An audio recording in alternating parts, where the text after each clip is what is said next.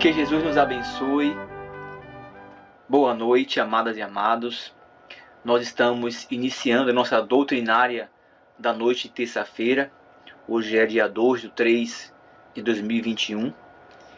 Nós estamos muito felizes por ter vocês estarem aqui conosco e já pedimos desde já para vocês, se fizer sentido, é claro, que também contribua com a divulgação da Boa Nova. Se possível, compartilhe esse vídeo com seus colegas, seus amigos, com familiares. Permita que a mensagem de esclarecimento, de fortalecimento, de ânimo possa chegar a mais pessoas. Peço também que, se fizer sentido para vocês, é claro, se inscrevam no canal, façam parte desta família Canteiro de Fraternidade. Este é o canal do Canteiro de Fraternidade. Como vocês sabem, por enquanto estamos fazendo as exposições, as doutrinárias, de forma à distância, né? Sendo no estilo live, né? Ou gravações, como essa que estou vendo agora. Essa aqui é uma gravação. Nós fazemos essa gravação hoje à tarde e ela está sendo exibida para vocês agora à noite. Essa exposição de hoje será da nossa querida irmã Patrícia Lins. Nossa querida Patrícia, generosamente, nos cedeu uma das exposições que ela tem no seu canal, o canal Lições de Amor. Essa exposição ela gravou enquanto fazia palestra lá no Canteiro, antes da pandemia. Para ser mais específico para vocês, dia 20/7 de 2019. 20 de julho de 2019. O tema é bem propício para os momentos atuais. Preserva a ti próprio. Preserva a ti próprio. Da obra Sublime Expiação.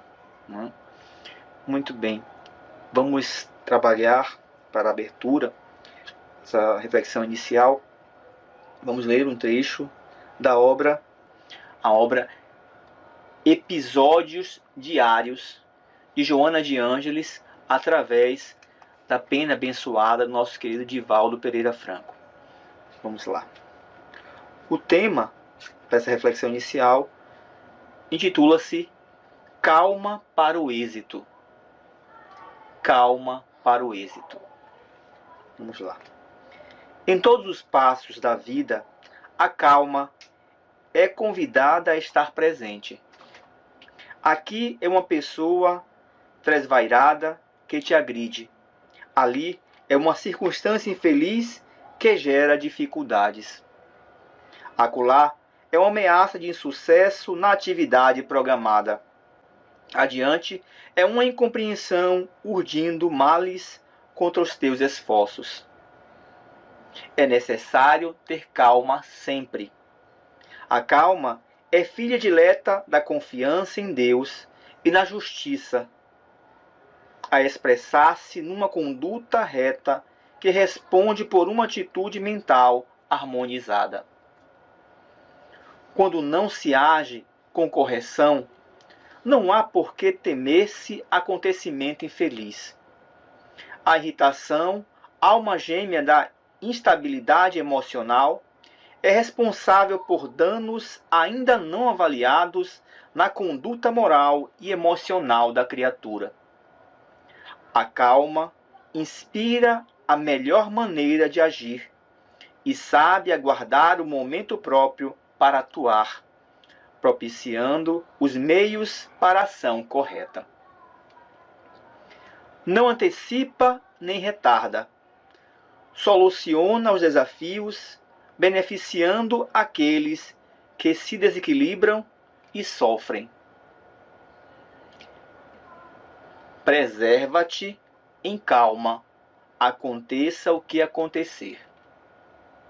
Aprendendo a agir com amor e misericórdia em favor do outro, o teu próximo, ou da circunstância aziaga, possuirás a calma inspiradora da paz e do êxito. Permita-me destacar a palavra aziaga, que significa adversa. Então permita-me ler esse trecho substituindo a palavra aziaga por adversa. Aprendendo a agir com amor e misericórdia em favor do outro, o teu próximo, ou da circunstância adversa, possuirás a calma inspiradora da paz e do êxito. Agora vamos orar. Bondoso Jesus, querido irmão mais velho, aqui estamos, Senhor, lhe rogando o amparo, a proteção e o auxílio para que estejamos receptivos às boas ideias que serão trazidas pela nossa querida irmã Patrícia Lins. Permite, Mestre amado, que possamos absorver da melhor forma os esclarecimentos compartilhados por ela.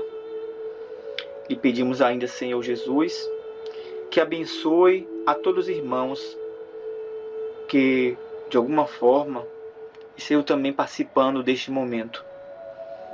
Auxilia, Mestre amado, nossos entes queridos, auxilia o nosso lar.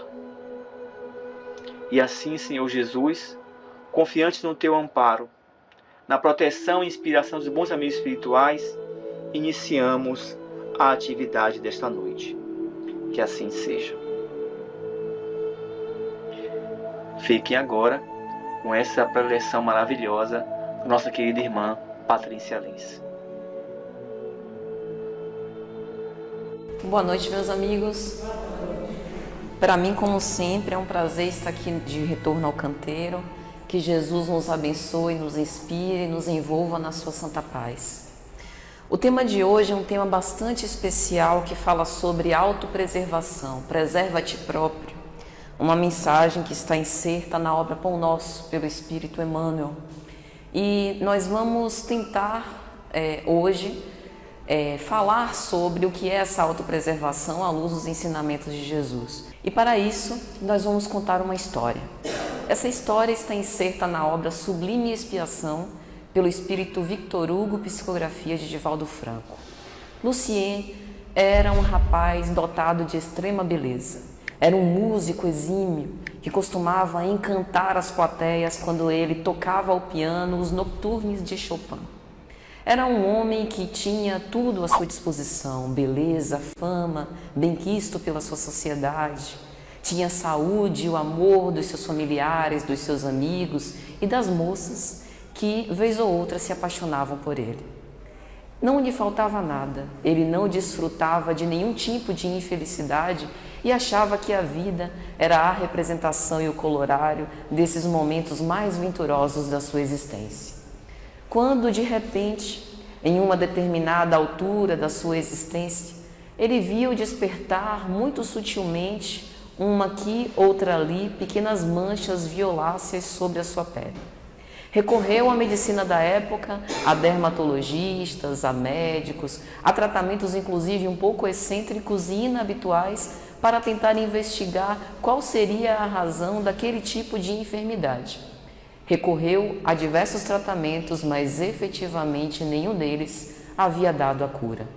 E ele percebe, ao longo dos anos, aquelas manchas violáceas despertarem em chagas vermelhas, purulentas, feridas que estavam roubando a sua virilidade, a sua viçosa mocidade e que estavam deixando um aspecto triste na sua existência. Os seus dedos, antes tão ágeis, dotados dessa exímia capacidade de tocar músicas tão envolventes que emocionavam a todos, pareciam agora gravetos ressequidos e ele padecia de uma grave melancolia e angústia existencial. Os seus amigos já não mais o procuravam. Afinal, aquela doença desconhecida poderia ser contagiosa e eles também poderiam contraí-la e afastaram-se sorrateiramente. A sua família o abandonou, porque ele, não tendo podido mais exibir o seu talento e com isso ganhar, através do seu próprio trabalho, o sustento para a sua subsistência, já não era mais rentável para os seus familiares. E ele agora estava em um centro de tratamento de leprosos. Sozinho, abandonado por todos os seus amores, tinha à sua disposição agora apenas um papel e uma caneta e ele resolve lembrar-se daquele que foi o seu maior amigo, Armando, e então narra uma carta que é a tônica dessa obra. Ele vai dizer nessa carta: Armando, lembra dos dias mais venturosos da nossa vida? Lembra o quanto nós fomos felizes? O quanto nós tivemos momentos de risos, de gargalhadas soltas? Pois agora eu só encontro a tristeza e a desolação nesse quarto escuro em que eu me encontro. Eu fui abandonado por todos e agora não tenho mais razão de viver, mais razão de existir. Armando, lendo aquelas palavras tão tristes, relembrou-se do seu amigo e pensou inclusive em visitá-lo, mas talvez nem o reconhecesse. Talvez não tivesse nem resistências morais para, defrontado perante a realidade daquela grave enfermidade, continuar amando-o da mesma forma de antes, e endereça uma oração para Lucien, a fim de que ele tenha força e resistência suficiente para viver até onde Deus pudesse lhe dar essa dádiva de existir. Lucien, percebendo que não tinha mais perspectivas tão venturosas como outrora, decide então trabalhar por si mesmo. Ele estava naquele momento como tinha chegado ao mundo, sozinho e sem muita perspectiva. Ele decide, ao invés de ficar paralisado na culpa e no tormento das dores lancinantes que aquela doença lhe causava, era como se ele estivesse apodrecendo sem sequer ter ainda morrido, resolve ir de leito em leito, no leprosário onde estava, para consolar aqueles que não conseguiam se resignar perante aquela doença tão desastrosa. E ele, que já tinha conhecimentos espíritas e tinha vontade, inclusive, de ter projetos para vincular o espiritismo à arte, resolve utilizar aquelas camas no leprosário como seu auditório para falar das claridades eternas. Não obstante, a dor lancinante que se apossava do seu ser, ele compartilha o melhor que tinha com aqueles que padeciam da mesma enfermidade que ele também padecia. Todos esquecidos, amargurados, ressentidos, alguns que tinham desistido da ideia de Deus, achando que Deus os esquecera. E ele, através desse ato de doar a si mesmo, em prol daqueles que estão na mesma situação, acabou melhorando, não da enfermidade, mas cultivando uma paz indestrutível no seu interior. Ele percebeu que, ajudando outros, ajudava também a si mesmo a permanecer com perseverança e esperança para lidar melhor com aquela realidade que estava sendo descortinada diante dos seus olhos, que ele não tinha controle e que estava apenas nas mãos de Deus. E assim passam-se os anos. A doença galopante vai tomando parte do seu corpo. As partes do seu corpo se desprendendo, e ele, percebendo que estava no final da sua existência, recebe uma visita inesperada. Era sua mãe, que passou anos hesitante para não o ver, porque achava que provavelmente se desmantelaria em lágrimas perante o seu filho. Mas resolve, na época de Natal, visitá-lo e levava consigo um panetone. O reencontro foi muito emocionante. E quando ela já ia saindo, se despedindo e dizendo que voltaria, quem sabe mais tarde, Lucien pega uma fatia daquele alimento e saboreia como nunca. Passados alguns dias, ele começa a se sentir mal. Uma dor no estômago, umas sensações esquisitas. O panetone da mãe estava envenenado.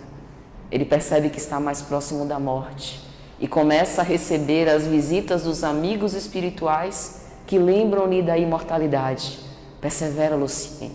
Está próximo de você atravessar as porteiras da morte, mas perseveraste bem.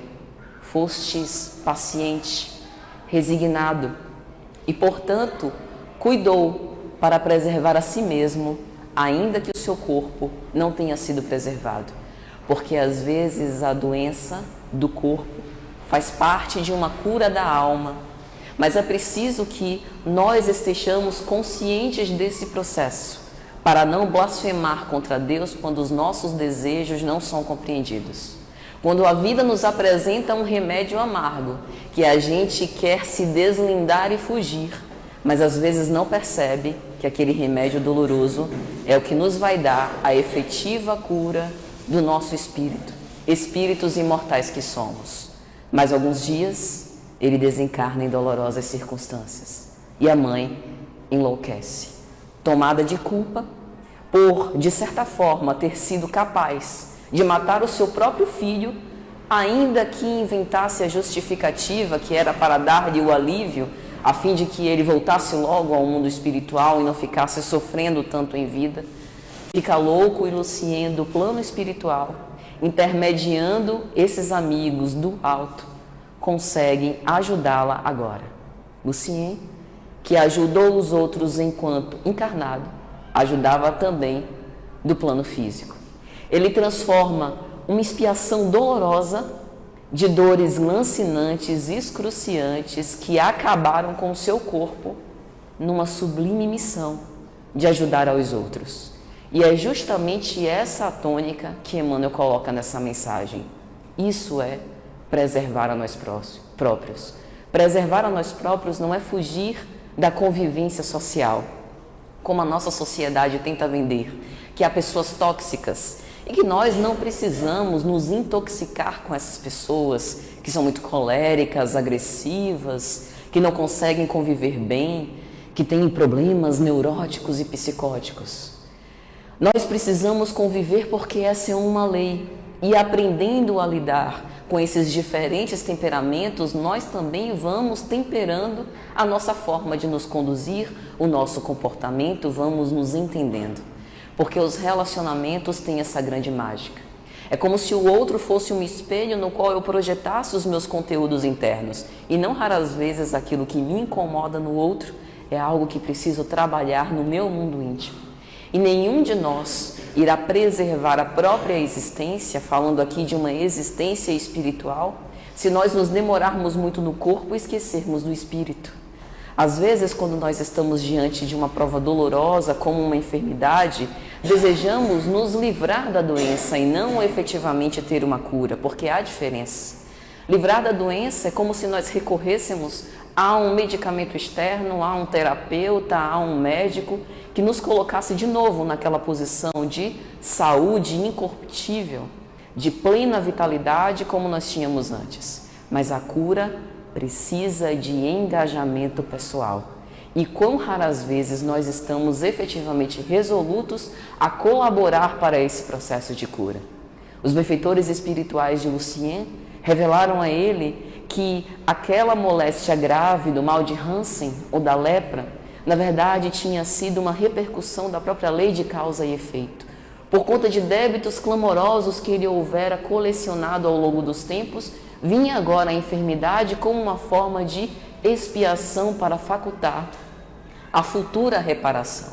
E assim também acontece conosco, com os conflitos existenciais que agora eclodem no nosso modo de ser, com essas enfermidades que a gente tenta se curar, mas não consegue efetivamente se deslindar daquele problema, com os familiares difíceis que nascem no próprio seio familiar que nós conquistamos na face da terra, com as dificuldades inúmeras que aparecem no nosso caminho. E é como se a gente quisesse se desagrilhoar à força, se desacorrentar dessas prisões que nos causam mal-estar, que nos causam esse sentimento de angústia. Mas efetivamente esse é o nosso remédio.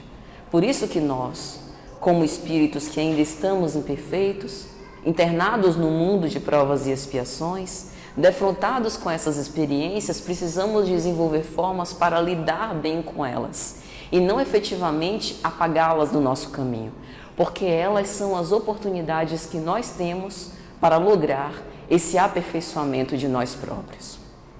Há muito tempo, por muito tempo, nós utilizamos a força da espada para preservar a nossa própria existência. Mediante uma ameaça, pegamos em armas contra os nossos irmãos. Mas precisamos nos lembrar que nem Jesus, na cena célebre da sua prisão, ele que era inocente, compactuou com esse tipo de coisa. Quando Simão Pedro desembainha a espada e corta, lacera a orelha do soldado Malco, Jesus aproveita aquela oportunidade para repreendê-lo. Pedro, embainha a tua espada. E é interessante porque Emmanuel tem uma mensagem que ele vai explicar. A cruz, o símbolo da renúncia que o Cristo elege para o seu messianato, tem o formato de uma espada, com a lâmina voltada para baixo.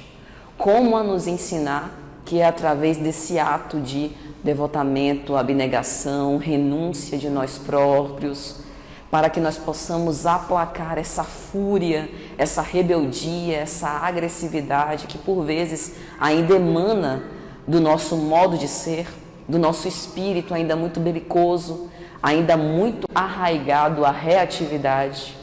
É através desse sentimento de amor que nós vamos nos imunizando espiritualmente para esses desafios. É através do amor que nós vamos angariando forças e robustecendo o nosso espírito para enfrentar mais sobranceiros e confiantes, com coragem, os desafios que nos são expostos. Então é por isso que antes o império da espada agora precisa dar lugar ao império da cruz.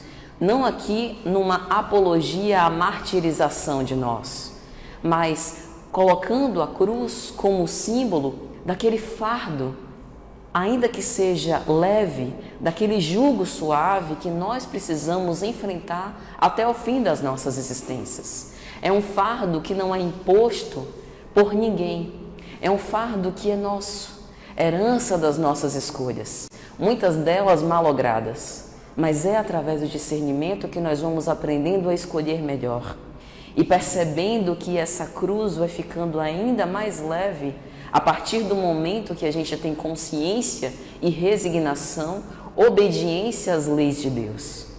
E quando a gente para de recalcitrar contra os aguilhões, a gente vai percebendo que a nossa dor diminui, porque vem o entendimento, vem a compreensão, vem a caridade. E é a caridade, esse bálsamo, que ameniza as nossas dores. Como o próprio apóstolo Paulo disse na sua epístola aos Efésios, quando ele define as armas do cristão. Deve se vestir com a couraça da justiça. Não a justiça dos homens, não a justiça que quer aniquilar os seus irmãos, não a justiça pelas nossas próprias mãos, porque nós não temos conhecimento de toda a verdade. A verdade que nós conhecemos ainda são dimensões muito pálidas de uma realidade que é muito maior.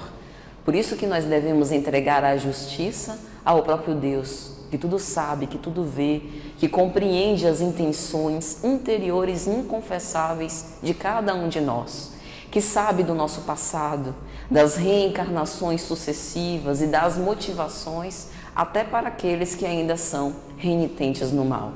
E ele vai dizer que nós possamos portar o escudo da fé. A fé é esse escudo para nos blindar contra as influências perniciosas que ainda nos rodeiam.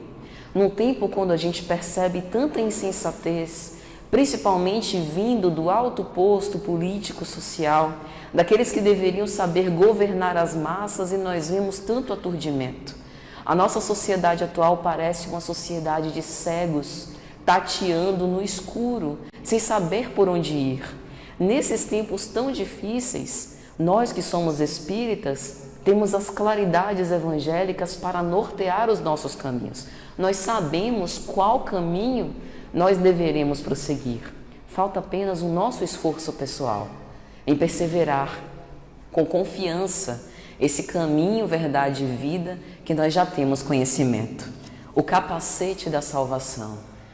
Veja que o capacete é aquele equipamento que protege a área do cérebro, a área do discernimento, capaz de tomar as melhores decisões.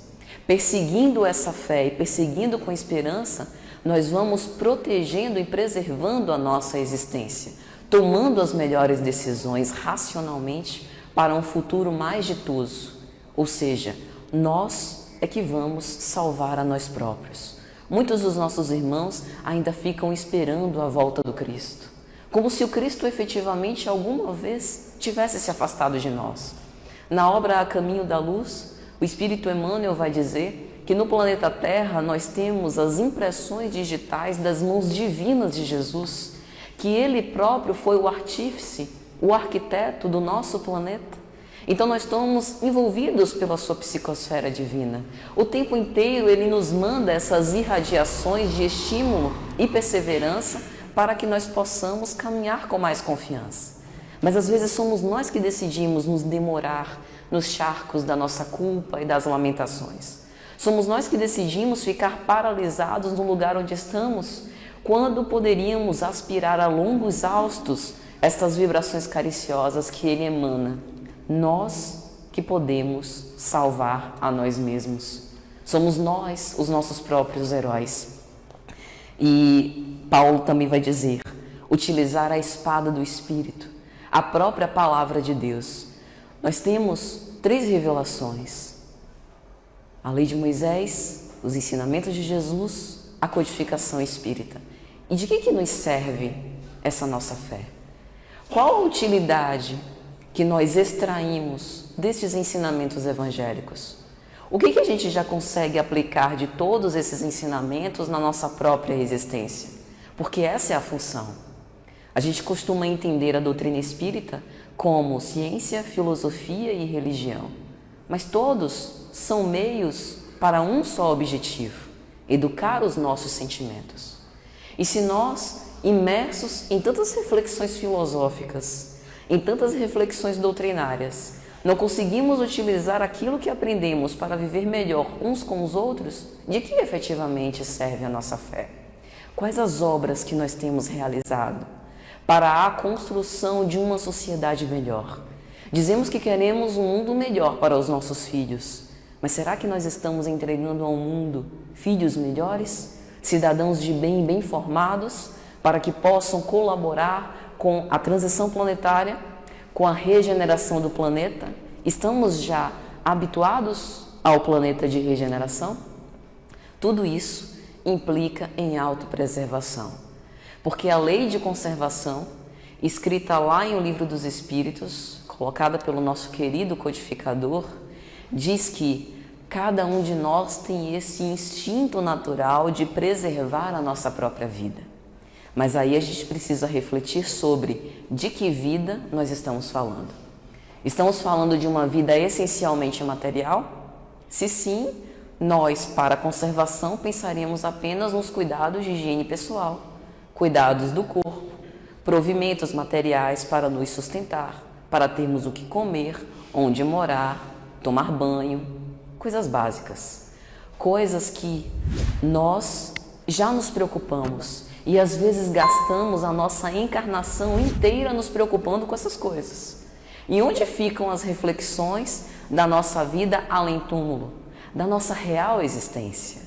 Porque se nós somos seres imortais, é lógico que nós precisamos nos preocupar com o nosso futuro. E esse nosso futuro é construído através das nossas ações de agora.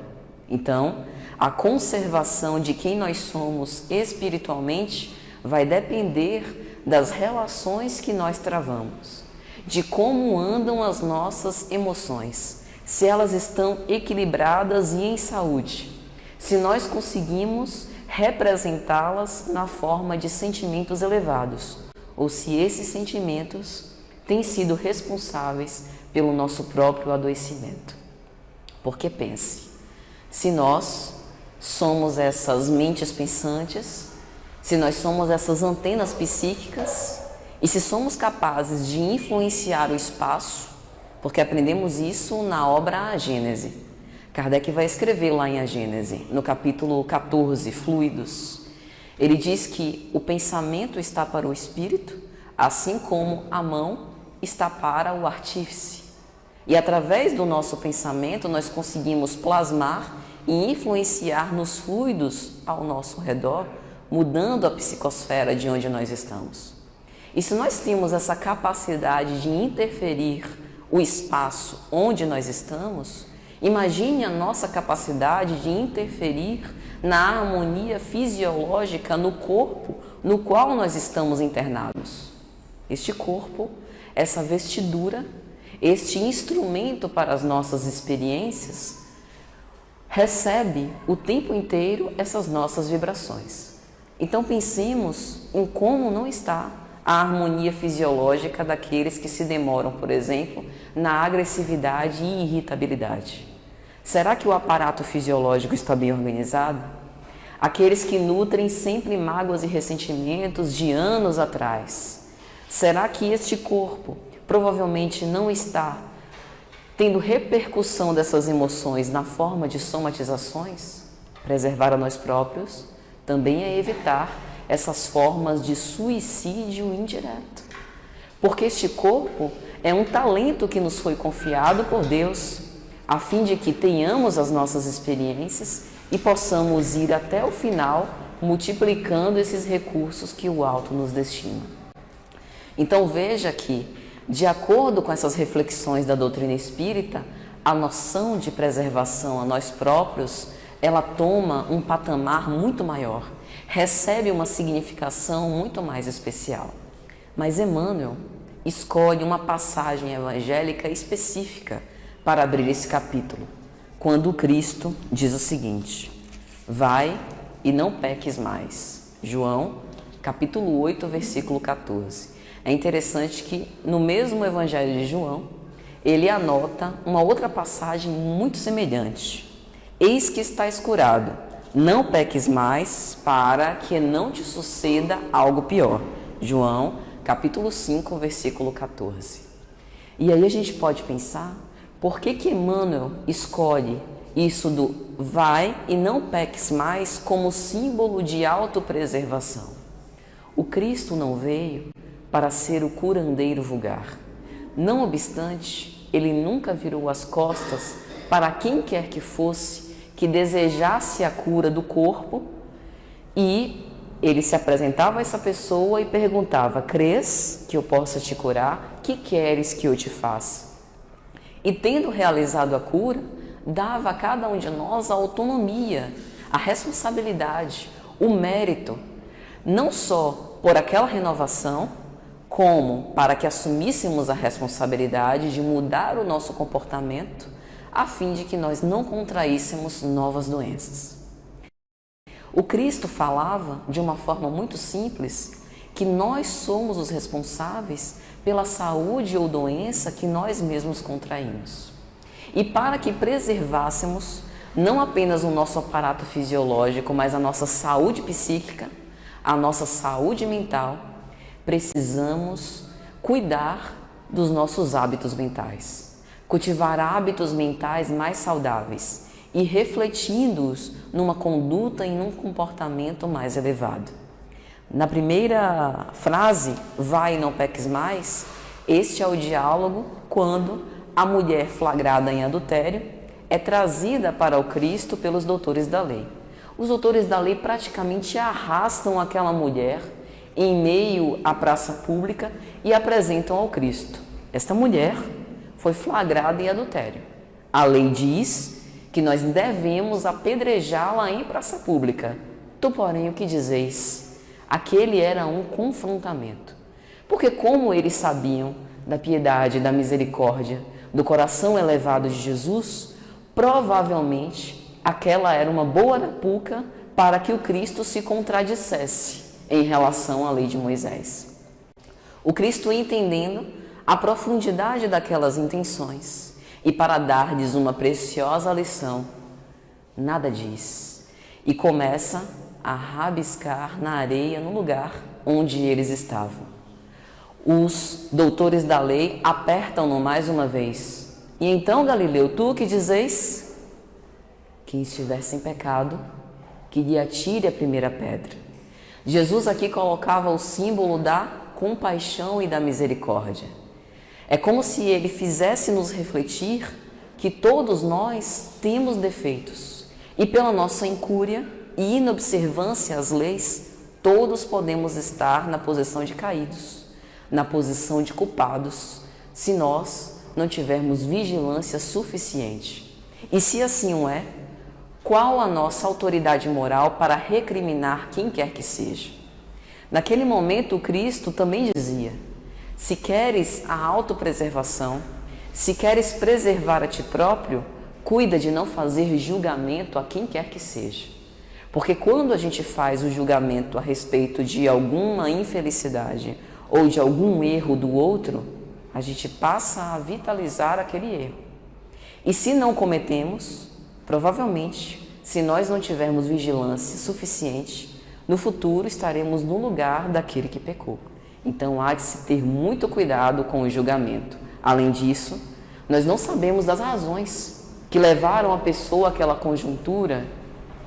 Se a mulher adulterou, onde estava o homem que adulterou junto com ela?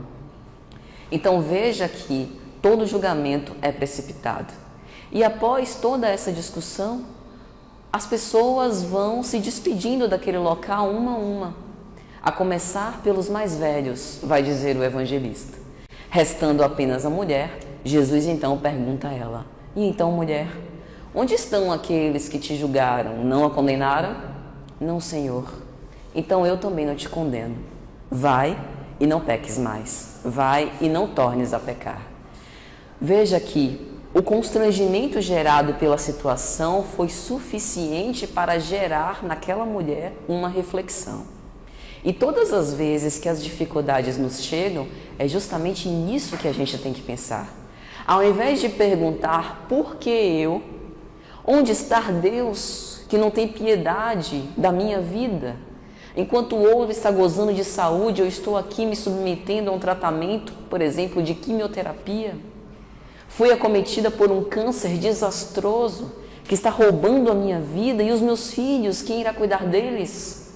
Ao invés de entrar nesse tipo de questionamento, poderíamos de uma forma mais acertada nos questionar: quais são as preciosas reflexões para a imortalidade que essa enfermidade me causa? Veja que isso não é fácil, porque vai dizer Allan Kardec no Evangelho segundo o Espiritismo: a resignação é um consentimento do coração. É necessário ter humildade, coração dulcificado, entendimento dessas realidades divinas, a fim de que, mediante a prova, nós guardemos a paciência e a esperança para enfrentá-la com coragem.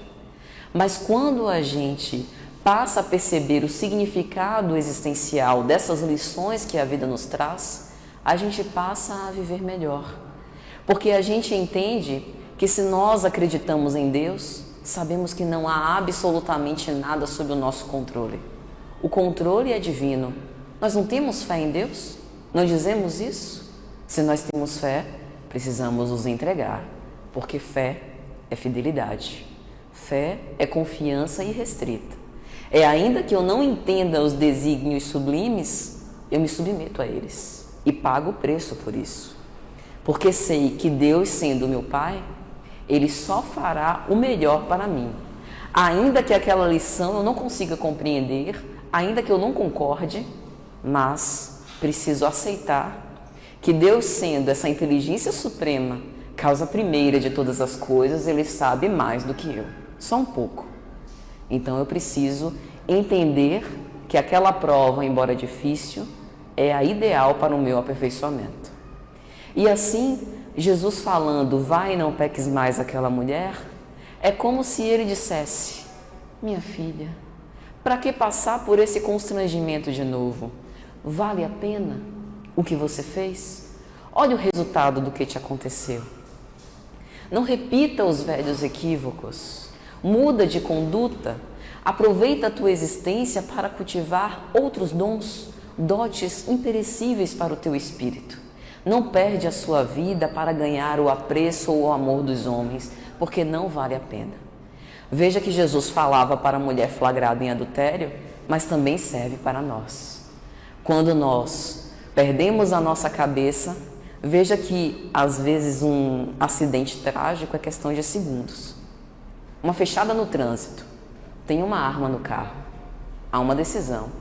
Posso pegar a arma e naquela fração de segundos de raiva, aniquilar a vida do meu semelhante, ou posso escolher respirar fundo e seguir adiante.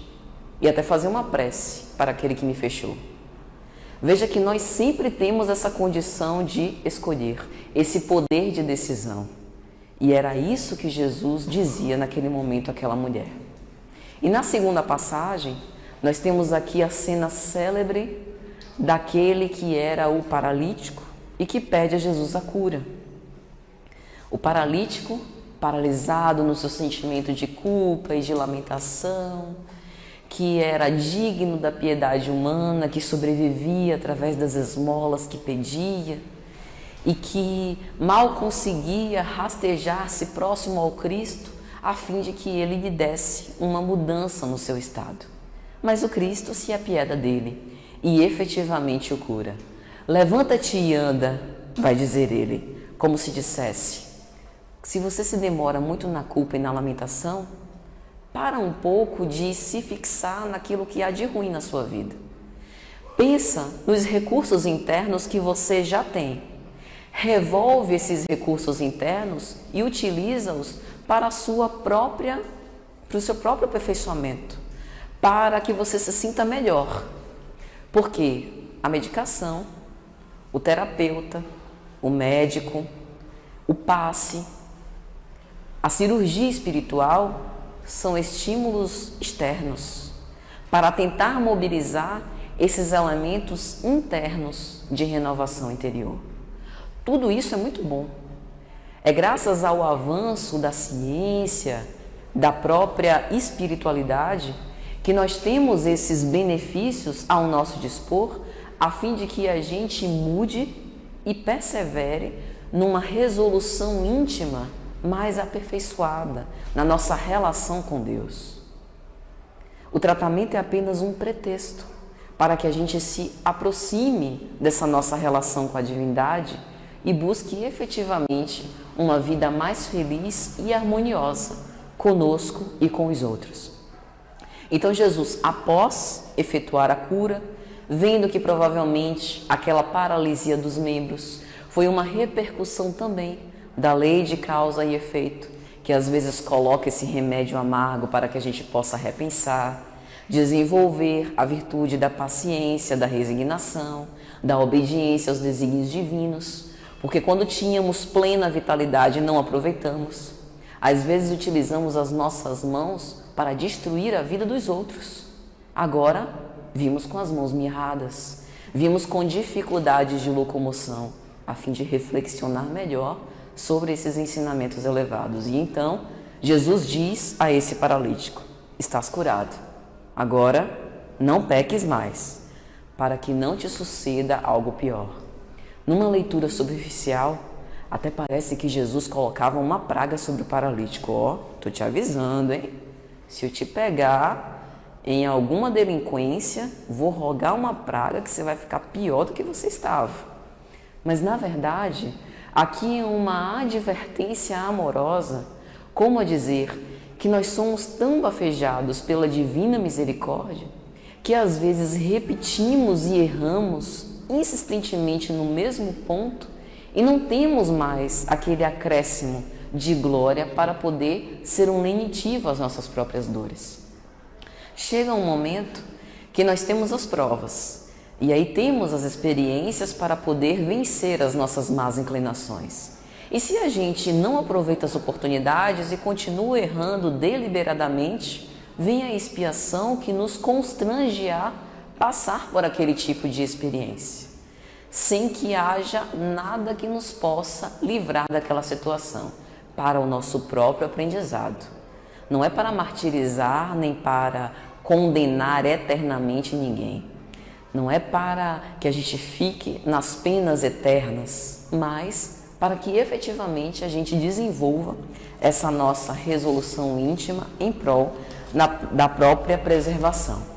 E é Joana de Ângeles quem vai dizer: a principal terapêutica é a autodeterminação para curar-se. Todos estes exemplos são exemplos que a própria vida nos dá a fim de que nós possamos assumir a responsabilidade pelas nossas próprias existências. Temos uma espiritualidade superior que nos suporta, nos encoraja, temos os nossos mentores, a nossa família espiritual que nos assessora, mas nós precisamos estar permeáveis e receptíveis a essas vibrações amorosas e também fazer o melhor a nós mesmos, sem nos entregar a este conformismo e sem colecionar novos equívocos. Porque o objetivo sempre será a educação dos nossos sentimentos. Trabalhar pela nossa própria felicidade. Esse é o objetivo da vida. E é por isso que a métrica da nossa relação com Deus, da nossa relação com o divino, é o outro. Se a gente ainda não consegue tolerar o outro, respeitar, compreender, a gente ainda não percebeu o que é esse sentimento mais elevado de caridade. Existem várias formas da gente viver este amor sublime, mas sem contradita ele começa com esses degraus pequenos.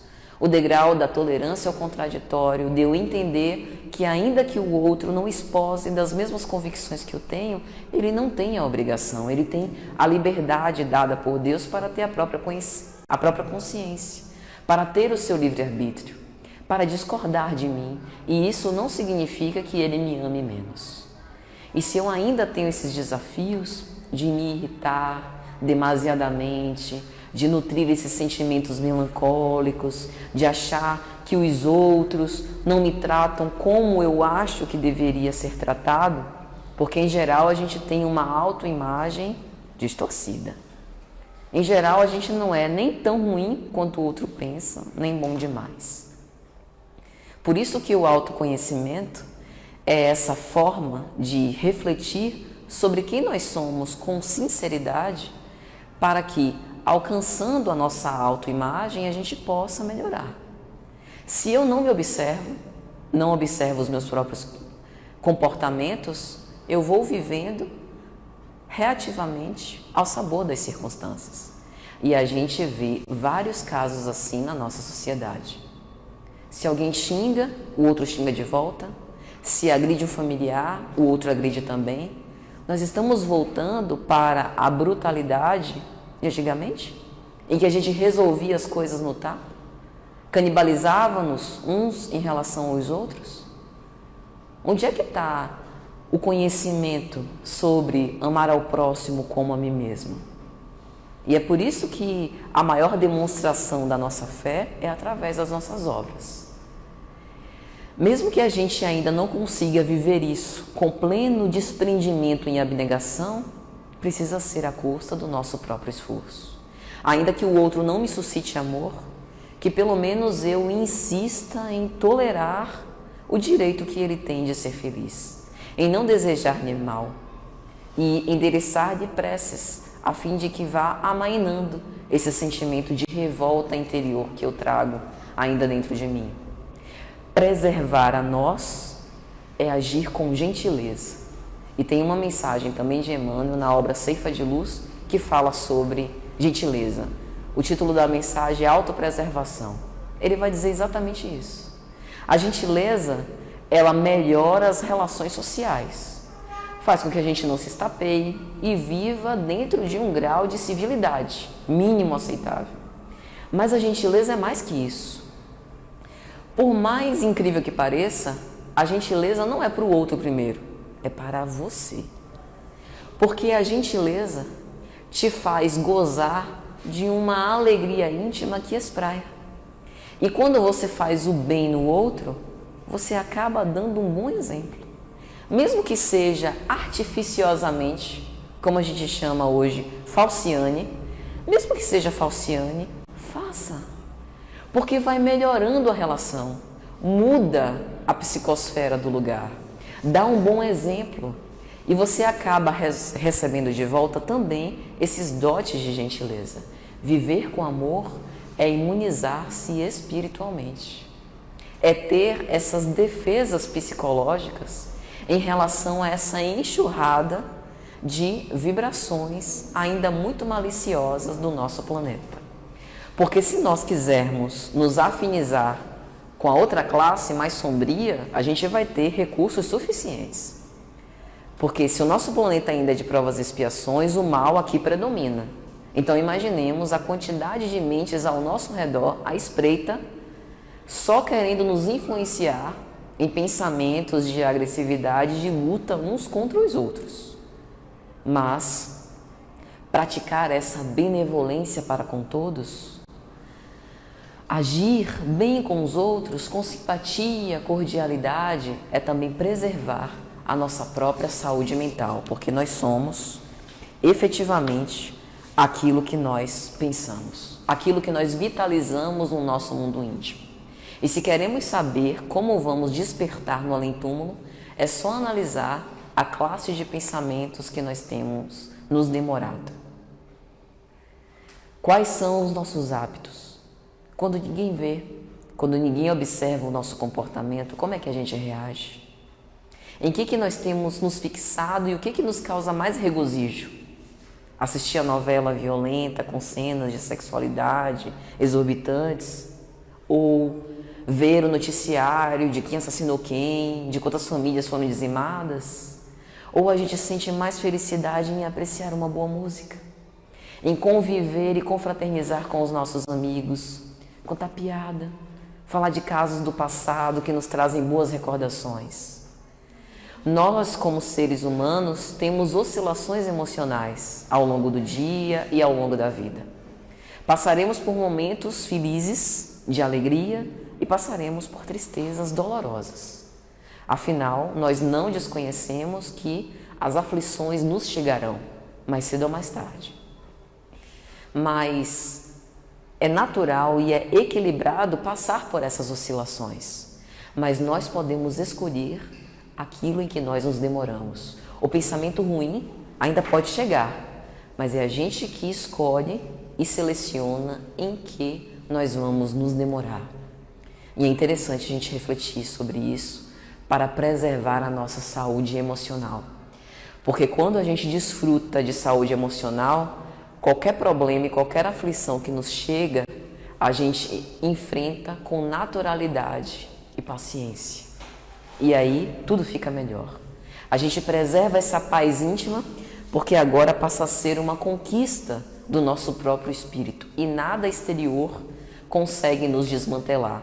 A gente ouve com relativa frequência: tal pessoa me tira do sério, eu estava tão bem, aí vem fulano de tal e me desestrutura. Mas quando foi que você deu este poder a fulano de tal? Como é que fulano de tal tem o poder para dirigir as suas emoções e a sua própria vida? Se o Cristo nos empoderou, se Ele nos conferiu a responsabilidade pela nossa própria saúde emocional, se Ele disse que somos nós os responsáveis para viver bem para nós e para com os outros. Sinal na lei de adoração de O Livro dos Espíritos tem que adorar a Deus é elevar os nossos pensamentos ao alto.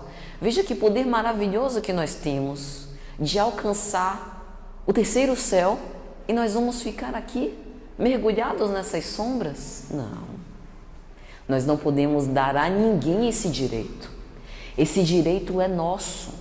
Precisamos então assumir as rédeas da nossa própria vida, a responsabilidade pelo que pensamos, pelo que falamos e pelo que fazemos. Porque se nós não pegamos mais em armas para assassinar os outros, alguns de nós ainda utilizamos o dom da palavra, que é uma lâmina que pode ferir mais do que muita faca afiada por aí, para proferir maledicência e calúnia contra os outros. A autopreservação também é isso.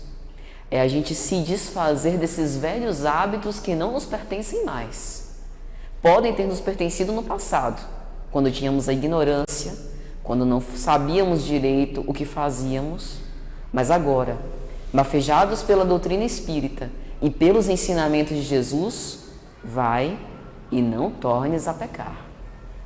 Para muitos de nós, este é o último chamado, a oportunidade derradeira. Sabe-se lá se teremos recursos e oportunidades como essa nossa existência. Nascemos no Brasil, com todos os defeitos, coração do mundo, pátria do Evangelho. Temos acesso a tantas reflexões preciosas. Só Chico psicografou mais de 400 para que nós possamos nos debruçar, aprender com estes exemplos, e nós estamos desperdiçando essa oportunidade. Por quê? Precisamos, portanto, batalhar para a nossa própria preservação e pensar que se nós não cuidarmos de nós, iremos delinquir naqueles velhos erros de outrora.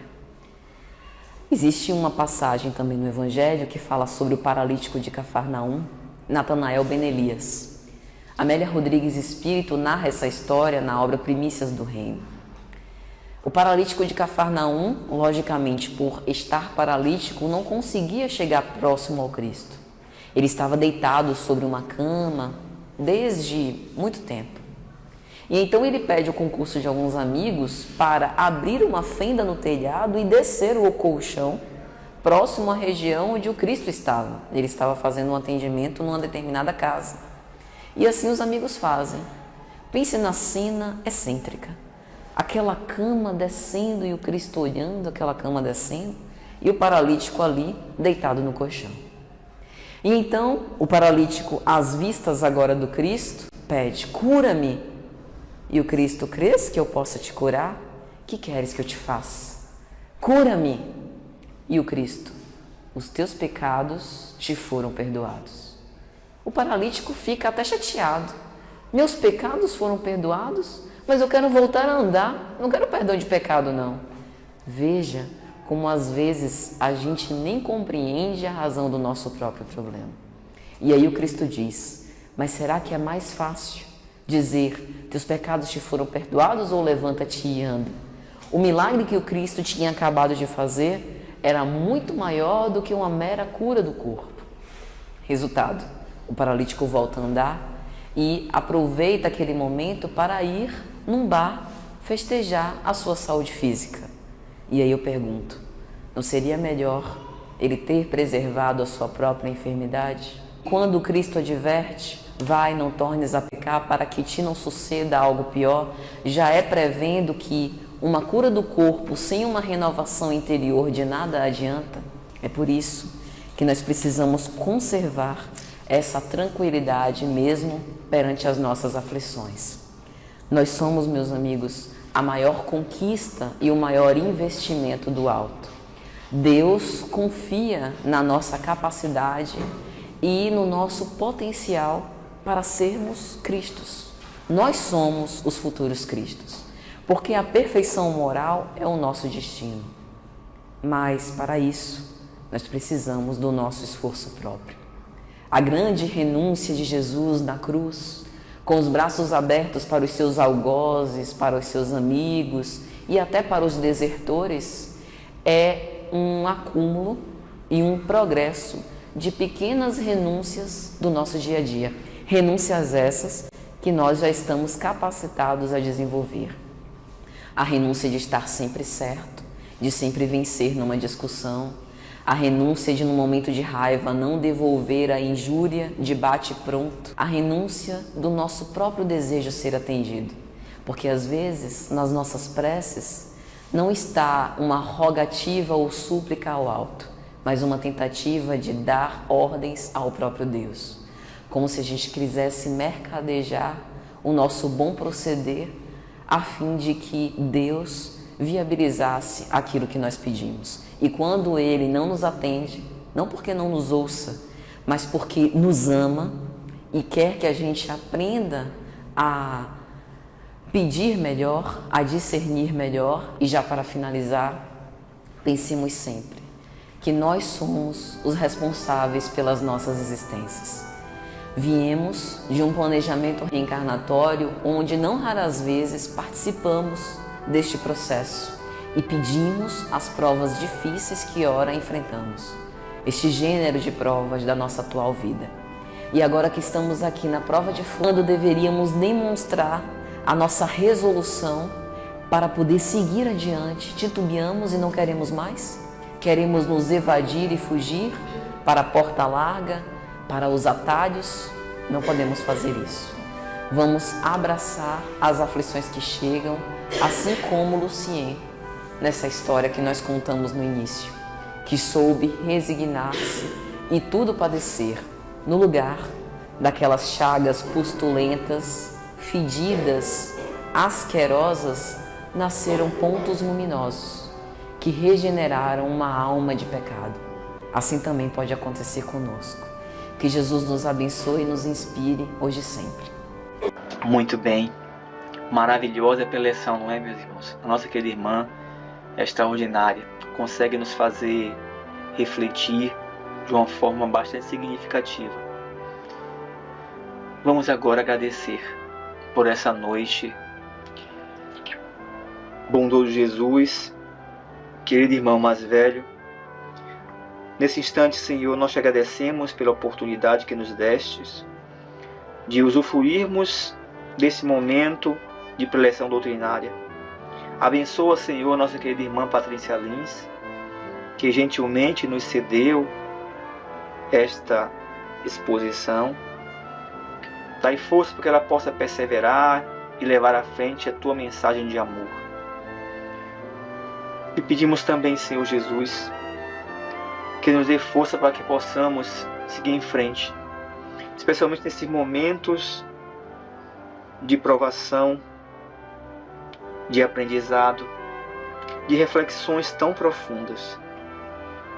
Senhor Jesus, abençoa os bons amigos espirituais que nos assistem, que nos protegem, que nos guarnecem e que de alguma forma também cooperaram para que pudéssemos usufruir deste momento. E lhe pedimos ainda, Senhor, permite que os bons amigos espirituais possam visitar os nossos lares e, junto a todos os residentes, distribuir energias balsâmicas, energias salutares, energias fortalecedoras. E assim, Mestre amado, como no início dessa atividade, em Teu nome e com a Tua permissão, nós finalizamos. Que assim seja. Gratidão, amadas e amados que estão aqui, estiveram aqui no chat, que estiveram aqui presentes, que estão assistindo esta preleção. Muita paz.